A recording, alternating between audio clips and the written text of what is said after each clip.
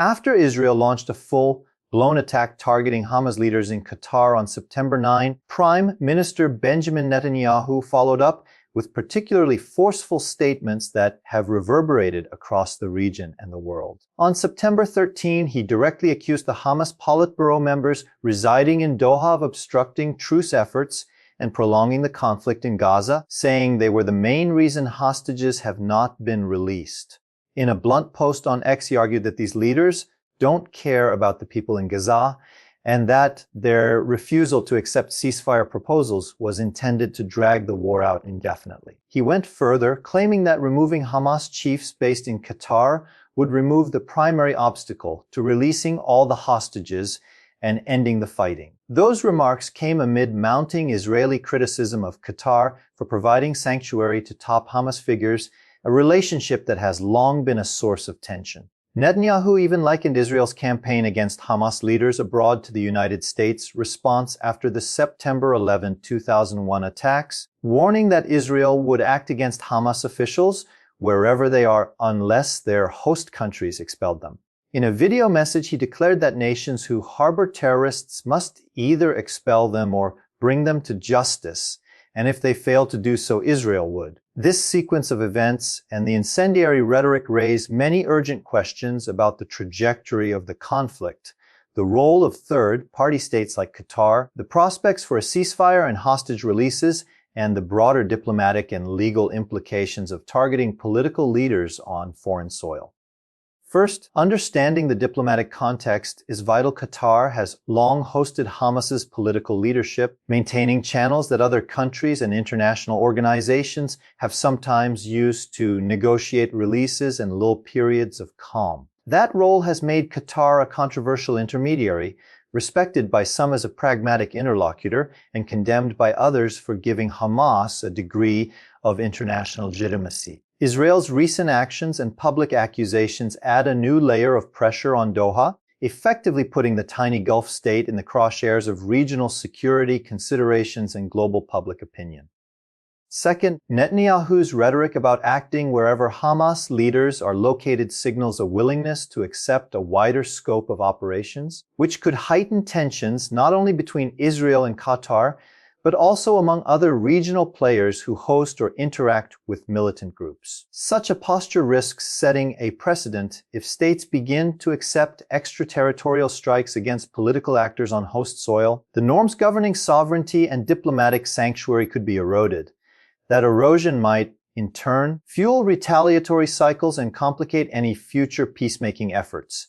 Third, from a practical standpoint, the link Netanyahu draws between eliminating Hamas leadership in exile and securing hostage releases is politically potent but strategically fraught. Removing top leaders might disrupt command and control temporarily, but it could also harden resolve among fighters, spur revenge attacks, and create a power vacuum that rival factions, including more extreme elements, might fill. Hostages' fates are rarely dictated solely by the location of senior leaders, local battlefield dynamics, internal factional politics, and the incentives of front-line commanders also shape whether captives are released or used as bargaining chips.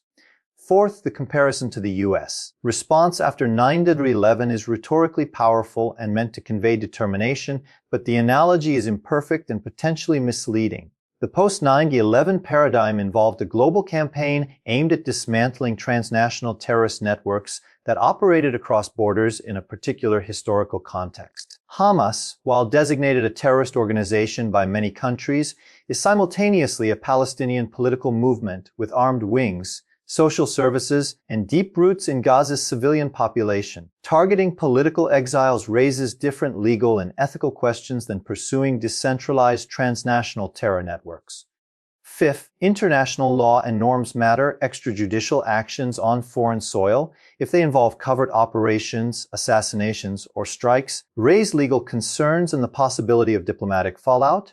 Even if a state frames such operations as self-defense, it must weigh the diplomatic costs and the potential escalation, including how allies and neutral parties respond.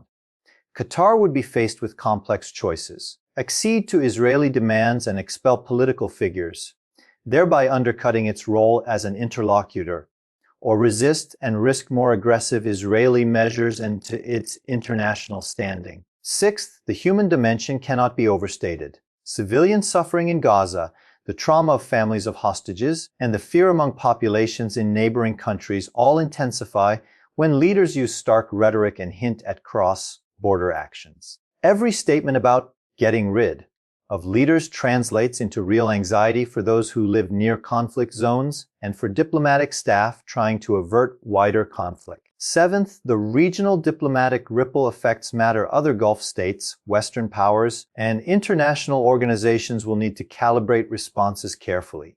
Some may quietly pressure Qatar to distance itself from Hamas, while others may urge restraint and pursue renewed mediation efforts precisely because Qatar has leverage with Hamas officials.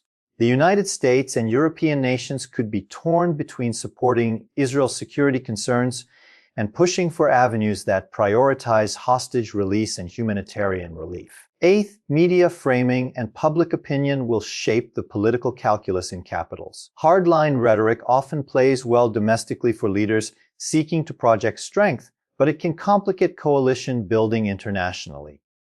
Public fatigue, condemnation of civilian casualties, and the visibility of humanitarian crises can constrain policymakers even as they seek military objectives. Ninth, it's worth noting the tactical alternatives to targeting exiled leadership: intensified diplomacy that leverages regional partners, carefully negotiated temporary ceasefires that include verification mechanisms, and confidence-building measures aimed at securing humanitarian access and hostage release. These options demand patience and trust, both in short supply, but they avoid the unpredictable consequences of extraterritorial strikes. 10th, looking ahead, the international community should insist on clear accountability and transparency. If states contemplate operations that cross borders, there must be robust debate in international forums about the legal framework, the criteria for self-defense, and the protections for civilians. Without such debate, ad hoc actions risk normalizing a more lawless approach to international security. 11th, domestic politics will also play a role. Israeli leaders must balance public demand for decisive action with the military's assessments and diplomatic costs. Similarly, Qatar must consider its regional ambitions and relationships with the US, Iran, and other Gulf monarchies when deciding whether to alter its stance toward Hamas figures. 12th, the voices of hostages' families should not be drowned out by geopolitics. Their priority is the swift and safe return of loved ones. All parties that can influence Hamas should prioritize tangible steps toward negotiations for releases, including intermediated talks and humanitarian concessions that lower the barriers to agreement. 13th, civil society and international NGOs can act as important pressure points, documenting abuses, advocating for the protection of civilians, and facilitating channels for dialogue that official diplomacy might neglect. 14th, any escalation risks dragging more actors into the conflict, whether through proxy engagements, asymmetric attacks, or economic and diplomatic measures that widen the stakes. The Middle East already hosts many unresolved tensions, and adding another front could have unpredictable consequences for regional stability and global energy markets. 15th, the psychological impact of comparisons to historic events like 9/11 should prompt reflection. Leaders should be precise when invoking such analogies because they shape public perception and can harden attitudes on all sides. Deploying emotive parallels may mobilize support domestically, but can also entrench adversaries and complicate reconciliation.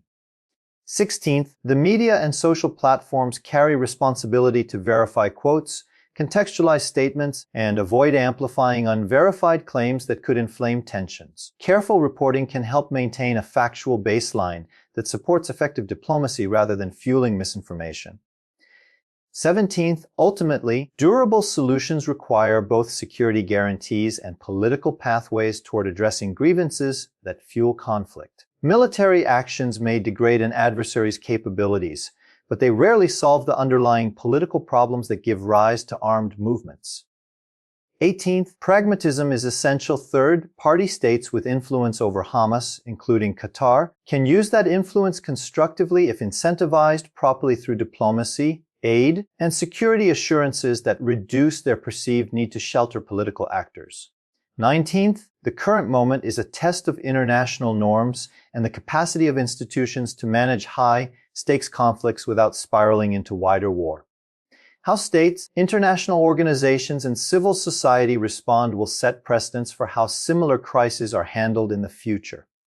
20th, for viewers trying to make sense of these developments, it helps to recognize the complexity. This is not a simple story of good versus evil, nor is it reducible to a single solution like expelling leaders or launching strikes. Rather, it is a web of strategic calculations, humanitarian imperatives, legal constraints, and political incentives that together determine outcomes. In the end, the priority must be to secure the release of hostages, to restore calm for civilians, and to push for negotiations that can prevent future cycles of violence. We must act now with wisdom and restraint.